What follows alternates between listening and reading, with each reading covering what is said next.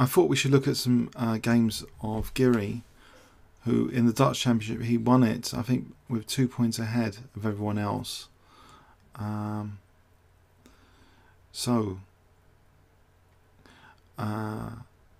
This is one game against Smeets, so 2-6-4-7. Actually, I'll flip the board. So against E4, he played actually the Sicilian defence, C5. So we have mainline knight off, which I was going over yesterday with my good friend Paul Georgia as it goes. So the main line goes like this with this high class waiting move. So A6. So this move A6 is the most popular for very good reason. Black isn't committing to either like E6 or E5 yet, or G6. It's waiting for white. What is white going to do next? So white actually played Bishop E3, and it used to be, if you total all the games, apparently you know, E6 or E5 are the most popular moves here, but actually Giri chooses the third most popular move according to some databases, which is Knight G4. Just temporarily exploiting the fact that white hasn't played F3, so attacking that bishop. And there's no rude Bishop B5 check, because that would mean loss of a piece, because you imagine Bishop D7, Queen takes G4. So A6 also facilitates this Knight G4 idea. So it's not as silly as all that. So Bishop G5, and now Black's idea is to try and generate counterplay, often on the dark squares. So the dark squares like this diagonal in particular, with some tempo gaining moves now, which could annoy the player with the white pieces. So H6, and it's not the usual kind of hack attack system now for whites. Black's kind of getting some aggressive threats into the position and strengthening control of the dark squares through an accelerated fianchetto basically of this bishop along this diagonal. You could imagine if this bishop's fianchetto, then also like queen movements might be more painful for white on these dark squares. So okay, but white does play Bishop H4 now, because white's trump cards, if black's going to get that diagonal, it's going to be at the cost of weakening some squares in the position, because G5 does commit to a few weaknesses, but G5 is played anyway. And it's been played lots of times, this position, for both sides. So there are winning opportunities for both sides. But I think black has good play. I saw a game of Anand recently where you know, he played a very technical you know, combinatory game against Gelfand, I think, in this line once. A lot of people have played both sides. A lot of strong grandmasters have played both sides in this position. So Bishop G7. Okay, so we can see this intensification of dark square pressure. So clearly this is a completely different plan to the E6 and E5 systems. This Knight G4 has led to this whole, you know, cluster of pieces over here. With changing the game totally to be about the dark squares, the diagonal. I think Basman would be happy with this variation. It's a bit Basmaniac because he's into G5. So there's a logic, though. There's a logic of strengthening control on the dark squares. So okay. So what do you guys think actually of this position so far? If you've got any thoughts, just let me know. Okay. So so we have the move H3 now played by Smeets, who by the way is 2-6-4-7. He's just slightly lower rated than Giri, 2-6-8-7, but Giri's only like 17, I think. So he's the youngster of the tournament, but the top seed in terms of FIDE actually. Okay, so Knight F6 was played. The option Knight E5 looks as though, you know, that's just inviting you know, a tempo game later from white, you know, with F4 at some point. So Knight F6, although Knight f6 looks as though maybe, you know, e5 might be a problem, but it's not really. It's probably not the case here that e5 is a problem. Instead, white plays queen f3. Ah, so sorry. Someone is who? Are you an expert in this? Someone on live stream actually. I'm live streaming this as well. So player, you've said knight e5 is the usual move. Is this actually the usual move? Does anyone know? Does knight e5, is that usually played here? I'm not total expert in this line. So if knight f6, I don't know if that's some kind of less used move. Okay, that's interesting anyway. I guess Giri must have analysed this with an engine or something at home. So knight f6, and we see queen f3 actually now. And queen f3 looks as though it's inviting potentially g4 at some point, or maybe knight d7 to e5. Okay, but obviously white facilitates casting queenside. Okay. So queen b6, this intensification on the dark squares now, not minding, you know, blocking this pawn in. The usual plans are thrown out of the window here, you know, b5, bishop b7. The requirements of the position have changed here to be about dark square, you know, pressure, the diagonal. Okay. So white castles, protecting both b2 and d4 at the same time. So that parries that threat. Now Giri plays knight c6, putting more pressure on d4. And one actually took, which at first sight might seem to be a bit dangerous maybe. Some of you might think this is dangerous because b takes, but I don't think there's time for b takes. Because, you know, if rook b8, you can imagine threats on b2. But Giri actually, he doesn't, I think he doesn't want e5 from white. In particular, he doesn't want e5.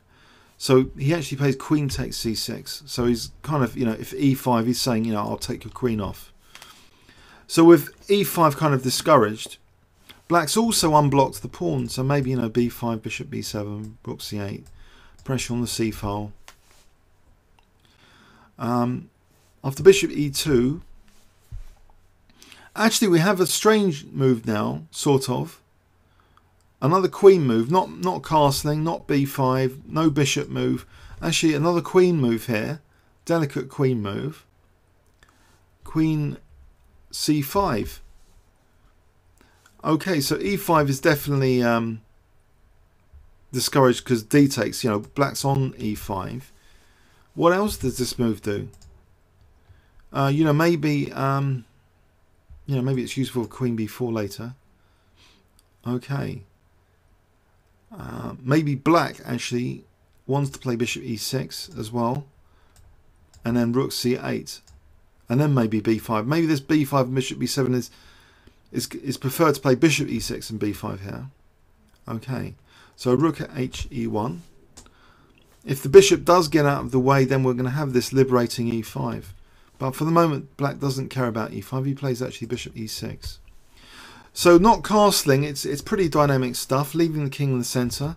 Obviously the rooks are not connected, so that's kind of rule breaking. Is it breaking the art of war, putting yourself beyond defeat before going on to the attack? Is this a direct breach of the art of war? Because is black really going to attack on the c-file with his king in the centre? Well, the king actually might be quite safe in the centre for the moment. Is it so exploitable in the centre right now? You know, black's queen is targeting dark squares, and the rook can come to c8 and b5, and c4 looks under black's control. So if e5 isn't such a big problem, how would white actually exploit the king in the centre in this position? It's difficult right now, it would seem. But this is where things do get sharp. White decides, yeah, you know, the black king's in the centre. Just need to open lines. Yeah, that's the usual recipe for creating a disaster if the black king's in the centre. Actually, he plays now e5. So the game's totally sharpened up. e5 often vacates usefully e4, and that could be useful for a tempo game. But here, of course, the knight's covering e4. Anyway, it is taken. And now we see bishop d3. So there's an immediate threat actually on this pawn now, unveiled. There's also potential for bishop f5, maybe to challenge this bishop. So black's immediate task perhaps is to defend the e5 pawn here. So Giri does that. He defends the e5 pawn with this next move, knight d7. Not too worried about bishop f5. Or, in fact, not too worried about knight e4 now. Knight e4, maybe, you know, black can just play queen a5, hitting a2. So, white actually plays bishop f5. And there's a strategic threat here of trebling the black pawns. It would look pretty ugly, bishop takes e6, for these pawns to be trebled. Trebled pawns on the e file. Okay. So, Giri avoids treble pawns. He takes on f5.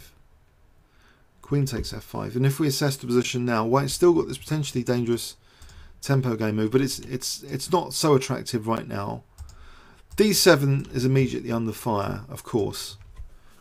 So the natural move, maybe it looks as though e6, just gain a tempo and shield d7.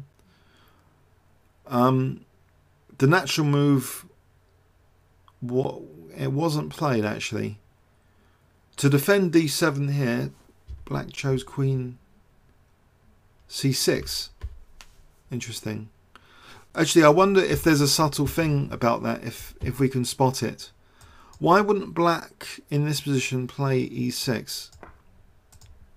Is there a big problem with e6?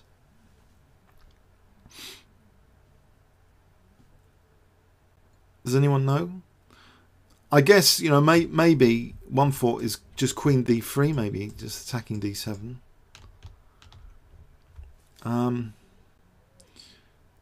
I don't think knight e4, because if knight e4, then just take the queen. If knight takes, take the queen. But queen d3 is probably annoying here. So Giri probably was wise. He's also not only defending the knight with this move, he's also acting against knight e4. It stops being a useful tempo gain move. Okay. So rook d2. So d7 is still a target. If it moves, then e5 will drop. But now actually Giri plays e6. Tempo gain, shielding the knight. Queen d3, in fact, is played. So here, look, if the knight moves, you know, we've got bishop takes e5. The knight doesn't really want to move. So we have here a very ambitious move now. Still not moving the knight. Refusing to move the knight. Refusing to go into a self-pin, because that's what would be a self-pin. Refusing rook d8 here. Giri decides actually to play this move f5. So still with his king in the centre. White's troops are all lined up down the centre lines. So does this look like a rule-breaking exercise so far? This f5 does take away e4 from the knight. There's still rook c8. How can white prove black's position of the king is a liability here? Well, he trebles now on the d file. Treble battery. The knight must move surely, but bishop's doing an adequate job of defending e5 now, so the knight can move potentially, but instead rook d8, just defending again. Okay. Now attacking e5 again. And now a very, very cheeky move to connect rooks, because also there's a threat introduced to the queen h5 check, just to try and get at the black king. Giri says, well, I'm not that bothered about casting. I'll play king e7. So, or queen h5. It's not really doing anything if it's not supported by other pieces. So queen h5. Okay, but there might be a problem with queen g6. You know, we have got coordination here on the d file. So rook hg8 actually is played here. Possibly discouraging now. Queen g6. You could imagine something like e4 and bishop takes c3, discovering an attack on the queen. So queen e2 actually. Okay. Now maybe, you know, there might be an exchange sack or something, but queen c7 supports e5 now as well as d7. Rook e1. Bishop f6. So what's happening with the black position here? This shield of pawns seems solid enough. This knight hasn't got these two key squares or this square, so it can't really do damage. This bishop can't do damage so long as e5 is supported. The king seems quite snug on e7 for the moment. So has black actually followed the rule of the art of war, putting himself beyond defeat? Because his king is actually fairly safe here. So now he's going to go on the attack, putting himself beyond defeat first. Maybe. So bishop h2. Now it's the time. b5. It's cheeky stuff. Typical junior. He's nabbed a pawn, cheekily, holding on to it like a computer. Not to generalise, but it's a very technical game, and all the rules of casting have been broken. Knight g4 is an annoying way of black playing the position, so no fun hack attack for white to look forward to with f3 and g4 like in the other lines of the Najdorf. No, instead white's confronted with, you know, potentially horrible attack prospects. The funny thing is, black doesn't even necessarily want to go for the attack. He's got an advantageous ending if he wants. After a3, he actually went for inviting a more endgame type position with queen c4. If he can get the queens off, then he's got loads of squares, and also this structure will be good for the b file. Knight will be good on c5. Okay, so the queens did come off. f3. Bishop g7. Black's just seemingly a solid pawn up here for not much compensation for white. Can white try and generate something? Knight a4. Is he looking for these squares now? h5. So Giri's actually pursuing some sort of minority attack on this side of the board to fracture this structure with g4. King b1, g4, trying to fracture white's structure. The rook's quite well placed actually for this kind of attack, but it's not what you would have expected earlier. So he's forgetting about the white king. He's just going now maybe on this side. Takes, takes, takes. So, and now we just see bishop h6 attacking the rook, which also means rook g4 is going to start attacking that poor g2 pawn, which is now isolated. Now here white gets a little bit desperate, perhaps. He sacrifices the exchange. It's a miserable position here. If he moves rook g4, really miserable. So he sacks the exchange anyway and takes here. He's got like how many pawns has he got here? He's a pawn up for the exchange for the moment. Still a pawn up now. Okay, king f7. So that's the point. His knight can also come now to c5 maybe. So that looks visually as though there's a bit of counterplay at least now. And all of black's pawns are being fragmented. So that's something. There's none of this pawn wall. So king f1. The king defends f5. The knight comes in attacking c4 now. So there's a bit of compensation for being the pawn down. But knight takes c4 gives white's pieces a fragility. The knight's protecting the bishop, so why not attack the knight now? Rook c8, attacking the knight. The bishop now attacks one of the rooks, and the rook returns the favour, attacking the bishop. So both of these guys are attacked by both of these guys. So what happens here? Check. King g7. Rook d1. Is white holding up here? He's walking into a nasty pin now. Bishop f4. Bishop pinning that knight against the bishop. His pieces are getting quite awkward here. Although he's 2 pawns up for the exchange. It looks as though he's forcibly about to lose material in some horrible way. But he plays a very technical move, knight f7. Well, not that technical, just attacking the bishop, and it would be protected on d6. And, you know, if bishop d6, rook d8, there's knight f5 check. So this is holding on. Bishop e3 though. Is the knight kind of stranded? That's one problem. The knight can't get back out of the position here very easily. So knight e5, again repetition, but now a different move from Giri. So he's playing for a win. He plays actually rook c4. So not minding being 2 pawns, being exchanged up just for 2 pawns. So bishop takes f4, rook takes f4. Is the knight escaping? Knight d6. It is. But the rooks are active here. Rook f2. The rooks can look forward to pressure on the 7th rank here to try and be just a pawn down instead of 2 pawns down. So king g6, b4. The other rook joins in on the 7th rank. So the white rook's a bit passive.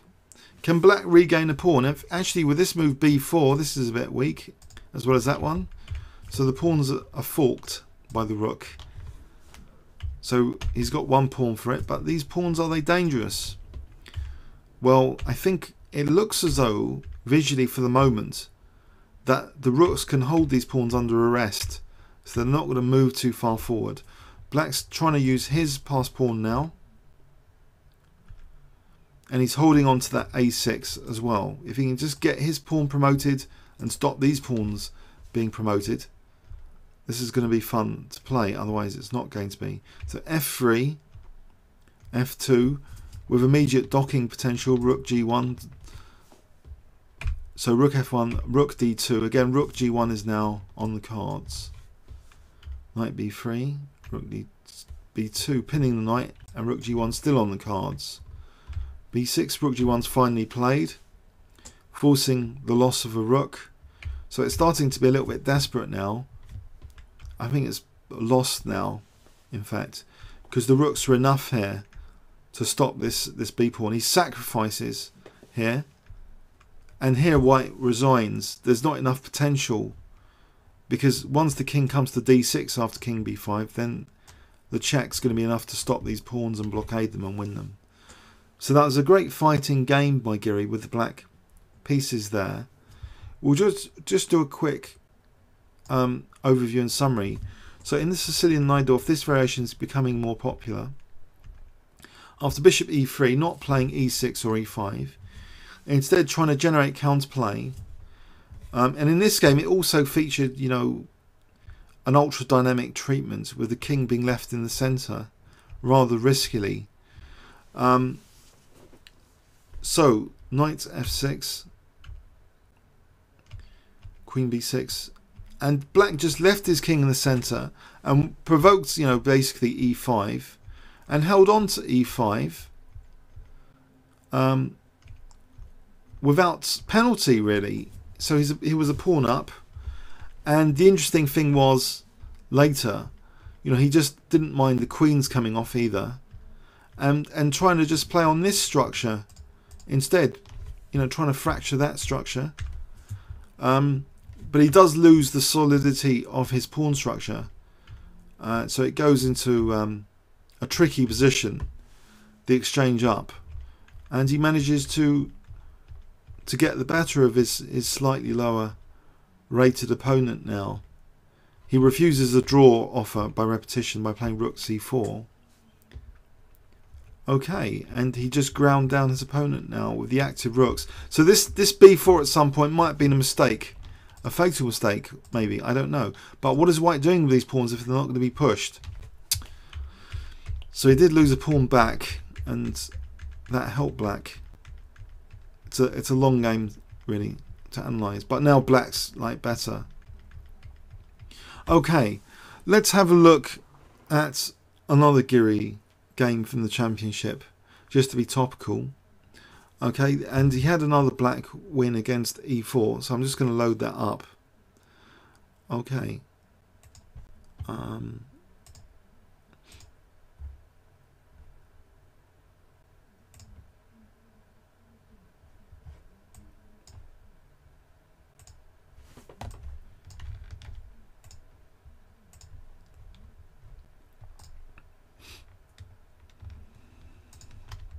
Okay, so this was against Brandenburg, who's 2-5-3-5, And again, an exciting Sicilian defence game. Okay, so e4 c5. So knight off again. Playing a6, this high class waiting move. So black waits. What is white doing? So what does black? What does white do now? He surprises Giri perhaps. Not playing so theoretically as Smeets. He plays h3. So h3 carries the idea of simply, wanting to fianchetto the bishop, put more pressure on these central squares. Okay, e6, g4. So bishop e7, not minding the knight being kicked. The knight can be rerouted, to one of these dark squares later, or maybe even to c4 later. Bishop g2. So white's intensifying the pressure on the d5 square with this fianchetto. Knight fd7, proactive against g5. Bishop e3. It looks pleasant enough for white. Knight c6, and now both sides castle. And now white shows some aggressive intent by playing f4. As though this could be dangerous f5, but it comes at a cost of weakening dark squares, particularly e5, if f5 is going to appear. So how does black generate counterplay? Well, he initiates his counterplay, or potential, by playing knight takes d4. So he's going to use a tempo gaining move now to slightly break up this front of pawns. So after queen takes d5, the tempo gaining move, compromising, it seems, d5 actually in the process. He plays e5, so he's slightly weakened d5. But is it going to be such an exploitable weakness in this position? e5 also shuts down the bishop, of course, against like e5s from white. The bishop's been shut down looking at its own pawn. And not only that, now black can also grab e5 for the knight. So these pawns are slightly fragmented. Black's grabbing e5. So knight d5, is that a big problem? It's immediately challenged now after knight d5, bishop e6.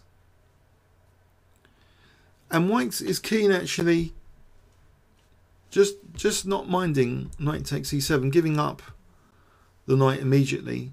Maybe he thinks this pawn could be a bit weak, but this bishop is blocked in by its own pawn. Doesn't look totally convincing just to go for the d6 pawn. It's not usually the greatest exploitable weakness on the chessboard, the d6 pawn. It's been proven a few times it's not as easy to attack as it would seem. So black defends it here adequately. Rook f2. And now b5. So b5 is outlining c4 for usage, which is, black's classic counterplay outpost on the semi-open c file, often in the Sicilian defence. White tries to shut down b3, by playing b3. Okay, he's slightly weakening the dark squares, but there's no dark square bishop. It's not a big deal. Maybe white can later, maybe even consider something else like c4. Okay. So queen c7, queen e3. c2 is adequately protected at the moment. Maybe this rook can swing to try and put pressure on d6. The queen's eyeing some dark squares. Also might go here to put pressure on e5. So the plan looks as though these two guys are going to be put under pressure soon. So rook d7, trying to defend d6 potentially. So pressure being put on d6. First battery to deal with. h6. Queen f2 actually. Queen f2. He's keeping the queen on this diagonal. Maybe he doesn't want to move the king, and he doesn't want to allow queen c5 check, which might be useful. So it's waiting. What is black going to do? Black actually reinforces the e5 knight. So this piece looks bad. It doesn't look compatible with this pawn. This is a nice blockade. You can imagine if bishop e5, maybe black's doing well here because takes He'd have the F file to play with. He'd have F4. So bishop E5 doesn't look like a good option. So rook D4. Okay, maybe there's a trebling possible with Queen D2 pretty soon. Rook C8. And in fact, Queen D2 is played, not minding Queen takes C2, because then Rook takes D6 maybe. In fact, D6 is protected with a cunning little knight maneuver now, knight F7. So C2 is really on the cards now. Or is it? Now it gets interesting. Is there still an exchange of prisoners going on here? Because bishop's eyeing D6. We've got a treble battery on D6. So white actually plays King H1, inviting Queen C2, maybe to exchange prisoners. C2 for D6, as Nxd4 would say, when both sides have weaknesses. Sometimes they both agree to exchange off those weaknesses. So Queen takes C2, Bishop takes D6. Okay, what's going on here? Has Black got access usefully to the 7th rank one day? Of course White doesn't want to take on C2. There's also this implication of some sort of pin backfire on the D file. Okay, Giri plays A5. Maybe there's also this structure is slightly vulnerable to this bishop. You know, maybe A4 is going to come in at some point. But no, actually after bishop F1 B4, highlighting C3, maybe sealing down C3. Bishop B5. At least the bishop's kind of outside of the pawn chain, not hemmed in by its pawn there. This cute maneuver is now putting some pressure on Black. The rook moves. Queen takes C2. Okay. Queen takes C2. Rook takes C2. And now, being maybe slightly annoyed by this self-pin, just bishop F4, inviting an exchange of rooks. The invitation is accepted. Look at Black's rook on the 7th rank, hitting A2 here. Maybe White was in time pressure. Surely he didn't really like this position, where he's losing A2.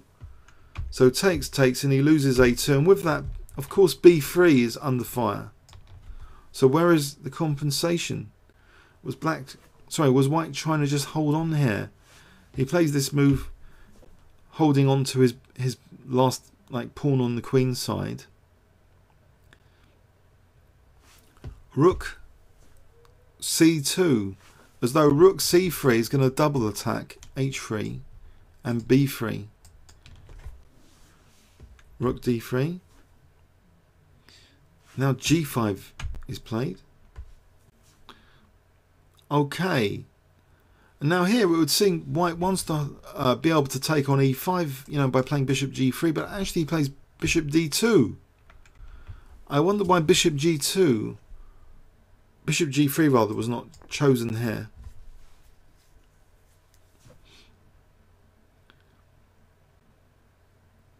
Possibly Rook C3 is very powerful now, because, you know, takes, this pawn's a bit of a runner. So maybe he wanted to keep, you know, his bishop on over here. But this knight's really powerful now. Knight E5. And in fact, this is immediately quite crushing now. After Rook D6, Knight F3. If the bishop moves, then Rook H2 is mate all of a sudden.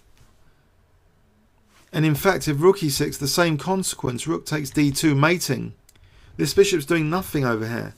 So White's collapsed at some point in the last few moves, allowing this rook on the 7th. So that exchange of prisoners was actually a total disaster for White, exchanging C2 for D6. D6 didn't mean much compared to C2. Let's just review that game and see that critical disaster point again.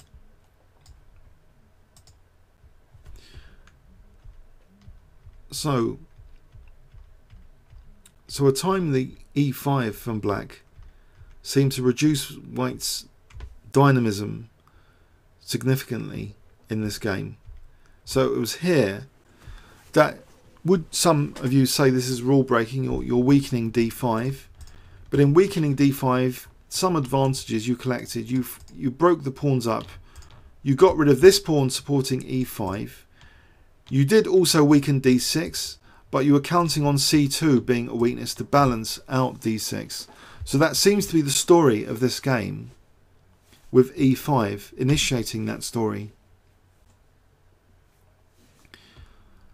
So e5 is being used by black, and white thought d6 maybe was enough. He took on e7 here. Well, if he didn't take on e7, black's always got the option of bishop d5 and you know, put a rook on first on c2, and maybe even knight c4 might be annoying. So anyway, d6 didn't seem to be a major problem the way this game panned out. So white was like trebling on d6. This f6 was quite kind of nifty actually for knight f7s later to protect d6. So c2, the pressure's piling on c2. And you know, white allowed this trade to happen. So I suppose one major question, could white have just defended c2 here? You know, rook c1, would that have been such a disaster?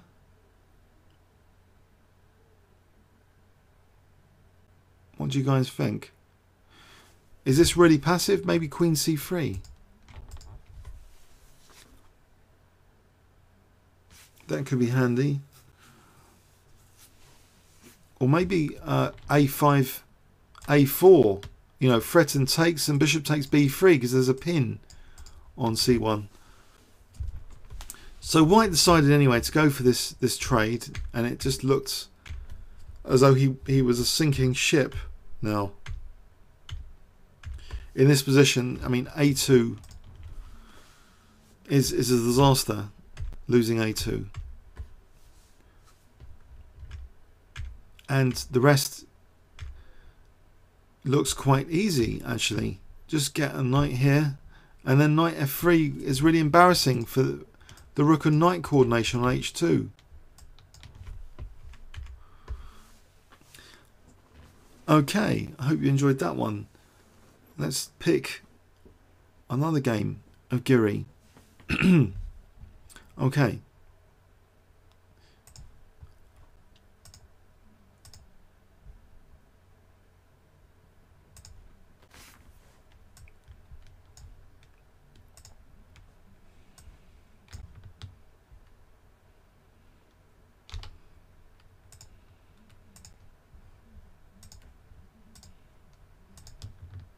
This is a short and sweet one, as white, against an even lower rated opponent, lower than 2500, called Swinkles. So 2483.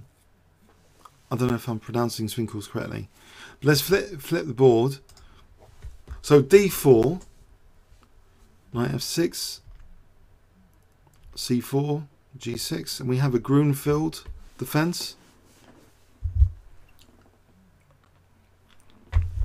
So Giri plays knight f3. After bishop g7, I think this is like the Russian system, queen b3. So I think one of the ideas is to invite DC, not minding the tempo moves, because e4 will be a big centre. So black did take on c4, and white did get this centre, which is very nice. Okay, so what's the downside here? The downside, you know, maybe black's got a bit of pressure on d4. The queen might be a target. But with knight c6, you know, black's not going to strike very quickly with c5 later. He's going to maybe have to kick the queen with tempo. Maybe he's relying on that. This is all probably very highly theoretical. So he kicks the queen here. Actually, he takes on f3 now, and undermines the white centre with c6. So this is a different way to try and blow up the white centre. So white for the moment has got the assets of the bishop pair though to counterbalance the trump cards of the bishop. The queen doesn't seem too bad actually on b4 here. It's not a major subject of harassment. The knight seems a bit dim on a5 with the d5 pawn keeping it out of c6. So after castle is actually queen b6. So inviting queen b6, that will give black a bit of dynamism, of course, on the a file. Things like knight b3 would be possible because of a pin on a2. So white wants to avoid that dynamism. He plays queen a4. He's not interested in doubling those pawns on the queen side. So he's keeping the knight kind of stranded. But is the queen a subject of attack still from the other knight? Like this, perhaps. Knight d7. Rook d1. Look at white's pieces, actually. They're quite nicely placed, protecting d5, overprotecting d5. So rook fd8. The queen's always got an escape square anyway here. Queen c2 if knight c5.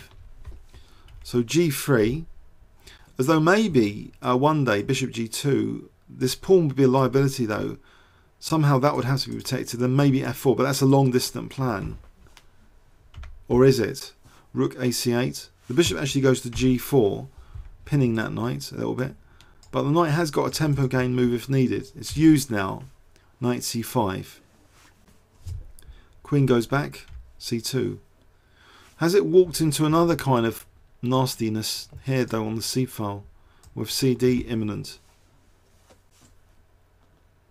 e6 is actually played. If cd knight takes d5, actually just hitting the queen. So actually e6 is played. Now bishop g5. I don't think black really wants to play f6. He'll be hemming in his own bishop, be weakening this diagonal. f6 looks like an ugly move. So the rook's moved. And now we have an exchange of one of black's better knights by force. Knight a4. So Giri is maintaining this quite nice pin on e6 against the rook on c8 after this. So this here at move 20 looks to be an unpleasant position for black finally. Although b2, is that on? Not really, because bishop takes b2, rook d1. Don't want to walk into yet another pin. We've already got one pin, don't want another. Black plays c takes d5. So e takes d5. These bishops are kind of nice. Pressure over here. Is that enough in this position to have a bit of pressure? Black plays knight c4. As though maybe, you know, something like knight e5 might be dangerous. Hitting g4 on f3. Also b2 maybe is a bit risky. But now d takes e6. Forces the ugly looking f takes e6. Is it so bad for black? Possibly, because now there's a horrible pin. Rook ac1. And there's a horrible idea potentially of bishop e6. The queen's guarding e6, but imagine rook c8, bishop e6. That would be a tactical disaster. Remember, the queen's also attacking e8 here. So these guys are a bit under fire on c8 and e8 here. Black plays in this position knight e5. And believe it or not, this next move forces resignation. I wonder if you guys can guess it. If I give you 20 seconds to have a look at this position. There's a move that seems to win on the spot. Note, black is kind of overloaded, protecting e6. That's the clue. So if I give you 20 seconds here, try and guess the next move.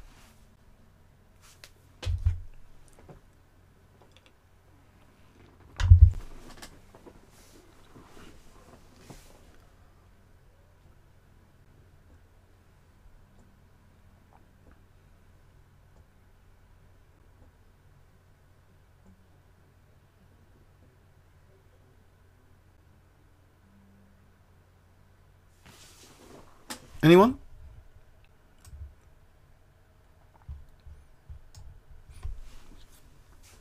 Should I tell you? What does white play here? It's quite a simple move. Ah, someone's mentioned it, yep. Okay, just bishop e3. It's black's overloaded. Where's the queen going? If it goes to a6, white just takes, and then takes on c8, then takes on e6, then takes on c8. It's a disaster. The queen can't go to d6. There's no rook takes c1 because the bishops and the queen are protecting d1. So here black resigned. So that was a comfortable win with the white pieces. Kind of nasty what happened there. So you all see like queen a6, you know, just takes, rook takes. It's winning a whole rook. There's nothing there. But let's review that game just briefly. So it was a nice positional win with the white pieces against the Grunfeld with queen b3. Now this is a variation actually, queen b3. I used to play this a little bit myself against Grunfeld because I thought white's getting a comfortable centre in some games without too many like issues. As long as the queen isn't terribly harassed.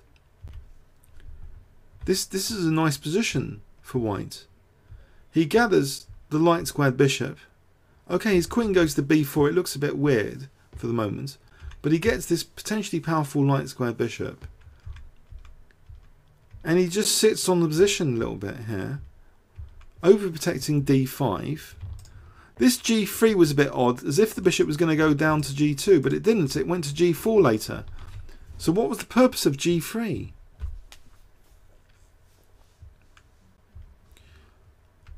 So bishop g4. Intriguing. Maybe just a bit of air for the king, as someone said on live stream, just for back row issues. So bishop g4 is a nasty kind of pin on the cards. So this knight a4 now is a bit masterful because it leaves black with this bad kind of piece here, and this pressure on e6 is particularly nasty. Then we have this like tactical disaster on the cards.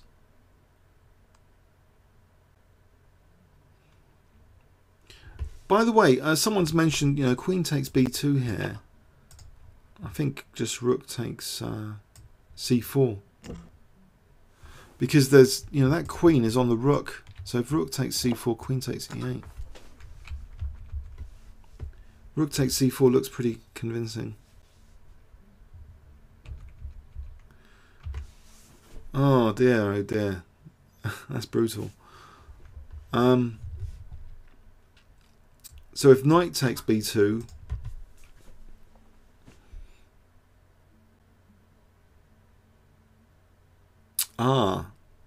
if knight takes b2, what does white play here?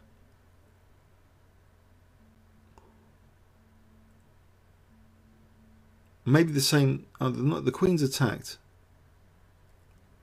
from the knight on here. I wonder about just queen. Is queen d7 a strong move here? Because you can imagine if knight takes, then rook takes c8 looks pretty good. Queen d7. So reinforcing the idea of bishop takes e6, attacking the rook on c8. If rook takes c1, then queen takes e8. Is queen d7 the crushing move? Would everyone agree in this position, queen d7? Or is there a stronger move?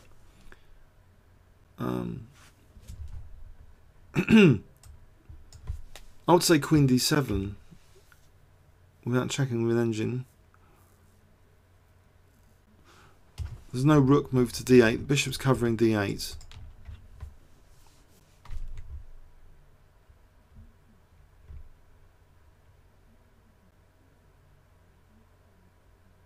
Okay, someone's mentioned another move. Rook takes c8.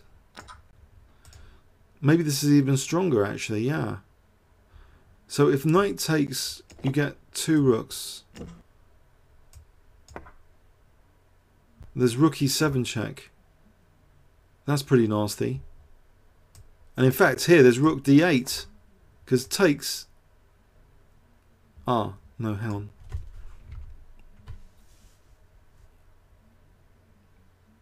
yeah, that might be possible as well. I mean, not sure. Has anyone got an engines check? That might be worth checking actually, at this position. If rook takes c8, it looks as though queen d7 is pretty strong here as well.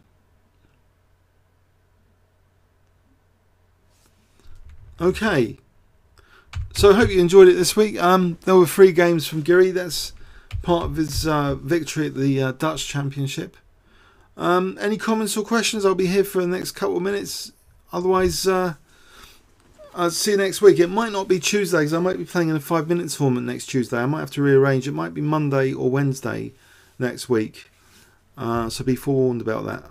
There's this 5-minute tournament in real life for North London blitz planners to battle each other out. Okay, so thanks very much, and you know, have a nice week.